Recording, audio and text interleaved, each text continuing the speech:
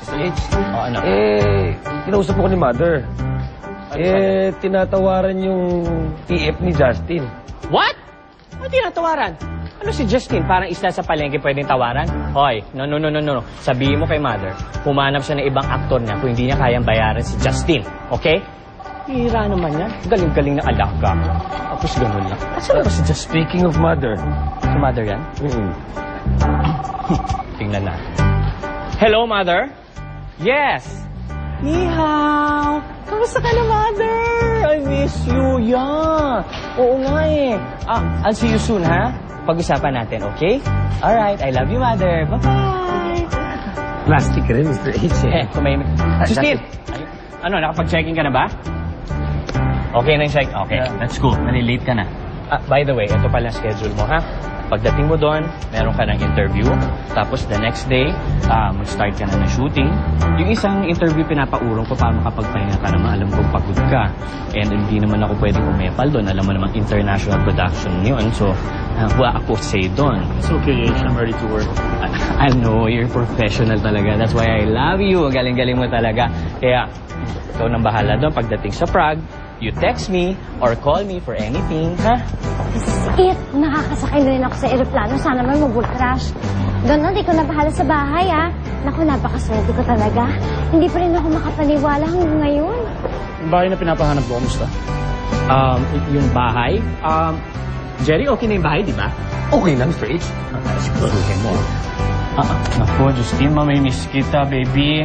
Sa pagdating mo doon, galingan mo, ha? Give all your best. Kasi international movie to. Isa kang Asian cast dito. Ikaw lang yun. Tapos, ang sa akin lang, wala mga skandal. Wala mga chenis, chuchus. Okay? Be good, you behave. Alright. Ate, mag-ingat ka rin, ha? Palaging isipin na mahal ka siya kahit na hindi man obvious. Uy, naiiyak ka ba?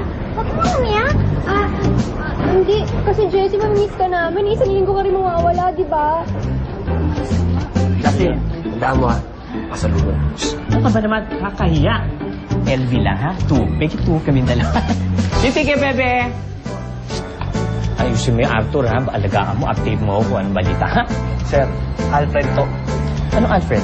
Actually, Arnold po yung pangalan ko eh. Pero ang sabi niyo po kasi, Alfred ang gamitin ko. Kaya yun po, sinunod ko lang po kayo.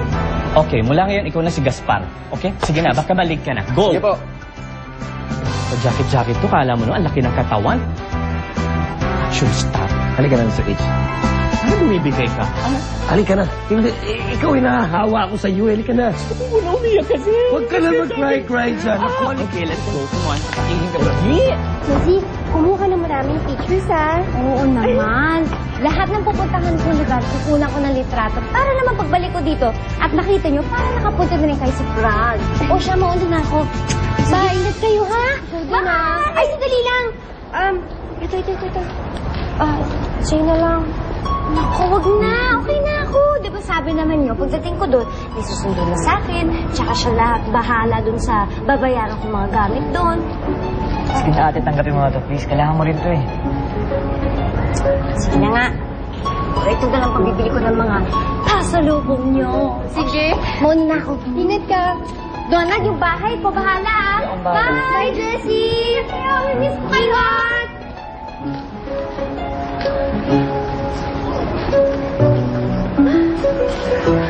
Richard, nagigilty na ako. Okay naman eh. Pero, kilala ko rin si ate. Maabilidad yun.